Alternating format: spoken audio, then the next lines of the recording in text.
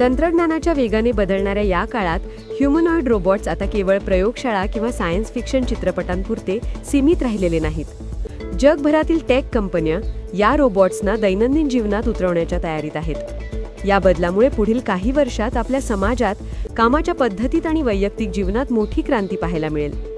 आजचे रोबोट्स फक्त आदेशांचे पालन करणारे यंत्र नसून कृत्रिम बुद्धिमत्ता, मशीन लर्निंग आणि मानवासारखी हालचाल या सर्वांचे मिश्रण असलेले बुद्धिमान सहकारी आहेत। ह्युमनॉइड रोबोट्सची संकल्पना मानवाकडून प्रेरित आहे। त्यांची उंची, चालण्याची पद्धत, हातपायांची रचना आणि चेहऱ्यावरील भावसुद्धा मानवी असतात।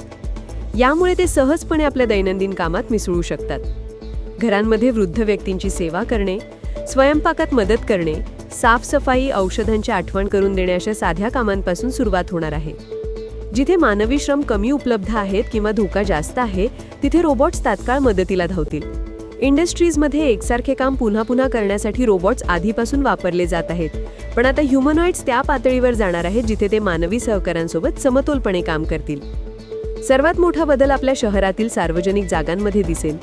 मॉल्समधील माहिती देणारे रोबोट्स, हॉस्पिटलमध्ये रोग्यांना मार्गदर्शन करणारे ह्युमनॉइड्स, हॉटेलमध्ये रिसेप्शनिस्ट म्हणून काम करणारे मशीन, पोलिसिंग आणि ट्रॅफिक व्यवस्थापनासाठी खास तयार केलेले सुरक्षा रोबोट्स ही दृश्य आता दूर नाहीत।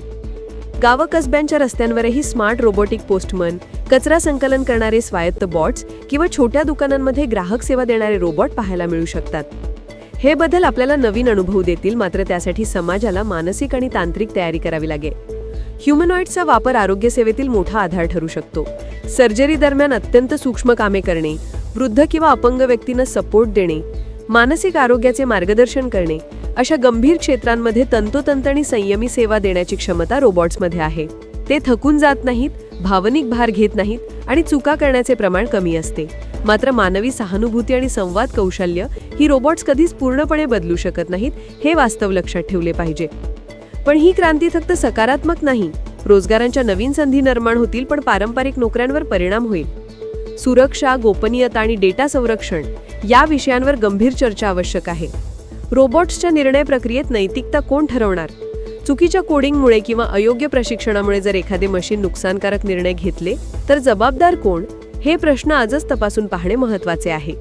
तंत्रज्ञान आपल्याला पुढे नेत आहे, पण त्यावर नियंत्रण ठेवणे मानवाची भूमिका कायम राहणार आहे। ह्युमनॉइड रोबोट्स आपल्या जीवनात प्रवेश करत असताना आपल्याला त्यांच्याशी समतोल नातं निर्माण करावं लागेल। तंत्रज्ञानाचा योग्य वापर, मानवाच्या कल्याणासाठी विकसित केलेली धोरणे आणि सर्वसामान्यांसाठी उपलब्ध असलेले शिक्षण हे 3 घटक एकत्र आले तरच हे रोबोट युग सुरक्षित, स्मार्ट आणि सर्वसमावेशक ठरेल।